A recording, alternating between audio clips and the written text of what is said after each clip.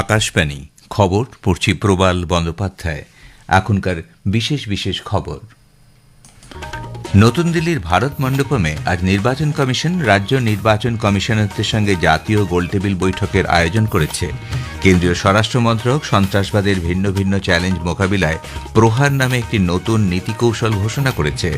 প্রধানমন্ত্রী নরেন্দ্র মোদী বলেছেন, পিএম সূর্যঘর প্রকল্প দেশের পরিচ্ছন্ন জ্বালানির অভিমুখে এগিয়ে চলার ক্ষেত্রে এক প্রশংসনীয় মাইলফলক। ঝাড়খণ্ডের ছাতরা জেলায় গত সন্ধ্যায় রাঁচি থেকে দিল্লি যাওয়ার পথে একটি এয়ার অ্যাম্বুলেন্স ভেঙে পড়লে ওই বিমানের 7 জন যাত্রীর মৃত্যু হয়েছে। রাষ্ট্রপতি দ্রৌপদী মুর্মু 4 দিনের সফরে আজ মহারাষ্ট্র, ঝাড়খণ্ড ও রাজস্থান যাচ্ছেন। আইসিসি টি-20 ক্রিকেট বিশ্বকাপে গত রাতে সুপার 8 পর্বের গ্রুপ এ এর ম্যাচে ওয়েস্ট ইন্ডিজ জিম্বাবুয়েকে 107 রানে হারিয়ে দিয়েছে। গ্রুপ বির ম্যাচে আজ ইংল্যান্ড পাকিস্তানের মুখোমুখি হবে। আসছে বিস্তারিত সংবাদে। নতুন দিল্লির ভারত মণ্ডপমে আজ রাজ্য নির্বাচন কমিশনারদের সঙ্গে নিয়ে জাতীয় গোলটেবিল বৈঠকের আয়োজন করেছে নির্বাচন কমিশন।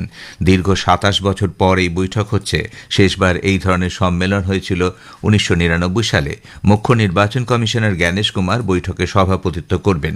উপস্থিত থাকবেন 2 নির্বাচন কমিশনার ড সুখবীর সিং সান্ধু এবং ড বিবেক যোশী। সব রাজ্য ও কেন্দ্রশাসিত অঞ্চলের রাজ্য নির্বাচন কমিশনাররা তাদের আইনি এবং প্রযুক্তিগত বিশেষজ্ঞদের নিয়ে এতে অংশ নেবেন। রাজ্য ও কেন্দ্রশাসিত অঞ্চলের মুখ্য নির্বাচনী আধিকারিকরাও বৈঠকে যোগ দেবেন। সম্মেলনের মূল লক্ষ্য নির্বাচন প্রক্রিয়া ও লজিস্টিক ব্যবস্থাপনা ক্ষেত্রে সমন্বয় জোরদার করা এবং পারস্পরিক সহযোগিতার মাধ্যমে সম্পূর্ণ প্রক্রিয়াকে আরও শক্তিশালী করা। আলোচনায় প্রযুক্তি বিনিময়, ইভিএম, ভোটার তালিকা এবং নির্বাচনী ব্যবস্থার স্বচ্ছতা ও সুরক্ষা নিয়ে বিস্তারিত আলোচনা হবে। সুপ্রিম কোর্টের নির্দেশে পশ্চিমবঙ্গে এসআইআর প্রক্রিয়ার জন্য নিযুক্ত বিচার বিভাগীয় আধিকারিক বা বিচারকদের প্রশিক্ষণের কাজ শেষ হয়েছে বলে রাজ্যের মুখ্য নির্বাচনী আধিকারিক মনোজ কুমার আগরওয়াল জানিয়েছেন। বৈঠক শেষে শ্রী আগরওয়াল সাংবাদিকদের জানান, জুডিশিয়াল আধিকারিকরা কাজ শুরু করতে পারেন। এসআইআর ঘিরে তৈরি হওয়া জটিলতা কাটাতে নির্বাচন কমিশন ও বিচার বিভাগের প্রতিনিধিরা গতকাল ফের বৈঠকে বসেন। মূলত বিচার বিভাগের তরফে যে অস্পষ্টতা ছিল তার সমাধান করা হয়েছে। এই প্রক্রিয়াকে ভবিষ্যৎ রূপরেখা নির্ধারণই ছিল গতকালের বৈঠকের প্রধান বিষয়। একই সঙ্গে কি কি কাজ হয়েছে এবং আগামী দিনে কোন পদ্ধতিতে কাজ এগোবে সে বিষয়ে একটা নির্দিষ্ট গাইডলাইনও তৈরি হয়েছে। এদিকে বৈঠকে কলকাতা হাইকোর্টের প্রধান বিচারপতি সুজয় পাল স্পষ্ট জানিয়ে দিয়েছেন, নির্ধারিত গাইডলাইনের বাইরে কোনো কাজ করা যাবে না। আদালতের নির্দেশ মেনেই গোটা প্রক্রিয়া চালাতে হবে। কমিশনও এই কাজে প্রয়োজনীয় প্রশাসনিক সহায়তা দিতে প্রস্তুত। ভবিষ্যতে যদি নতুন করে কোনো আইনি প্রশ্ন ওঠে তাহলে ফের বৈঠক হতে পারে বলেও ইঙ্গিত মিলেছে। যদিও এই মুহূর্তে নতুন বৈঠকের কোনো নির্দিষ্ট দিন স্থির হয়নি। অন্যদিকে নির্বাচন কমিশনের বিশেষ রোল অবজারভার সুব্রত গুপ্ত বলেছেন, এই প্রক্রিয়ায় নিযুক্ত বিচারকদের লগ ইন আইডি দেয়া নিয়ে যে সমস্যা হচ্ছিল তার সমাধান হয়েছে। কেন্দ্রীয় স্বরাষ্ট্রমন্ত্রক দেশের নতুন সন্ত্রাসবাদ মোকাবিলার নীতি কৌশল ঘোষণা করেছে। এর নাম দেওয়া হয়েছে প্রহার। সন্ত্রাসবাদের বিপদের মোকাবিলায় এবং তা প্রতিহত করতে সক্রিয় উদ্যোগ নেওয়া এবং সন্ত্রাসবাদের মোকাবিলায় সর্বাত্মক পরিকাঠামো রূপরেখা এই নীতি কৌশলে স্পষ্টভাবে উল্লেখ করা হয়েছে। মন্ত্রক জানিয়েছে, সন্ত্রাসবাদের বিপদের প্রকৃতি পাল্টে যাচ্ছে। নতুন নতুন চ্যালেঞ্জের মোকাবিলায় নতুন নীতি কৌশলের প্রয়োজন হয়ে পড়ছে।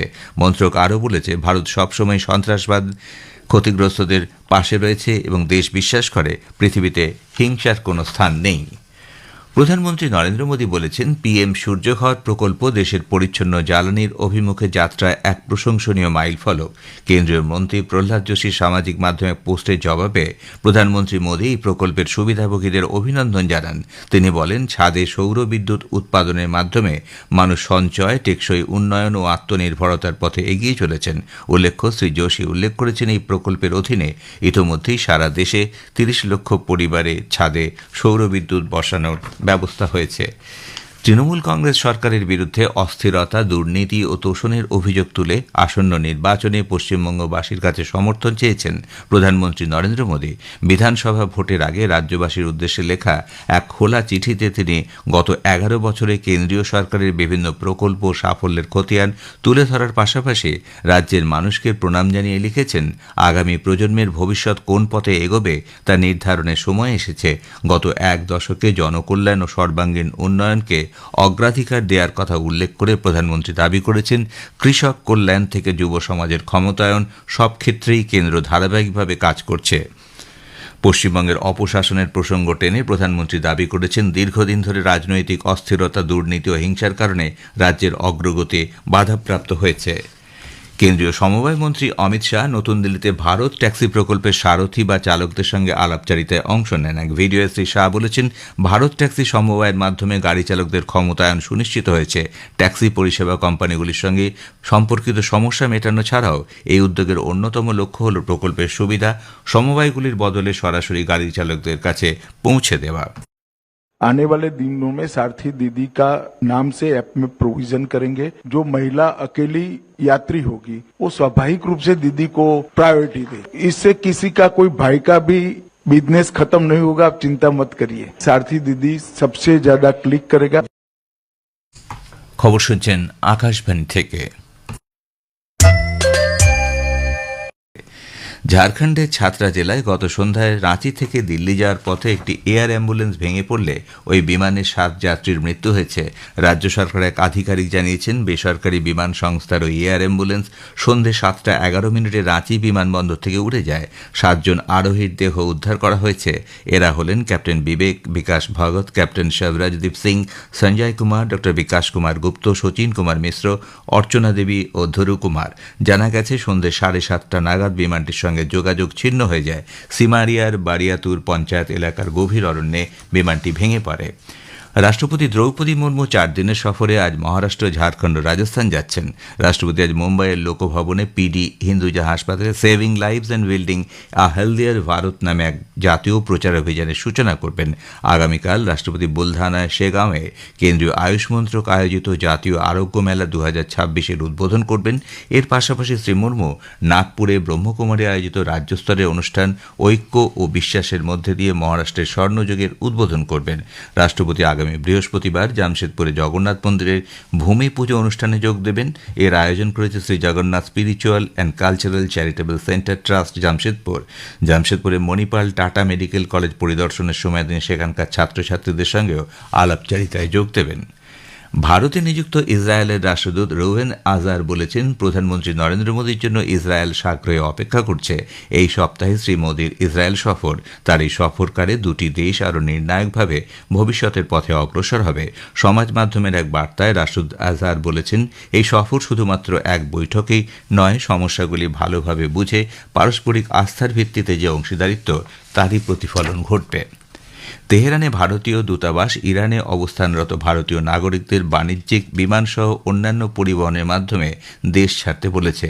দূতাবাস এবছরের 14 জানুয়ারি জারি করা পরামর্শের কথা স্মরণ করিয়ে সমস্ত ভারতীয় নাগরিক এবং ভারতীয় বংশোদ্ভূত ব্যক্তিদের প্রয়োজনীয় সতর্কতার সঙ্গে বিক্ষোভের জায়গা এড়িয়ে চলতে বলেছে।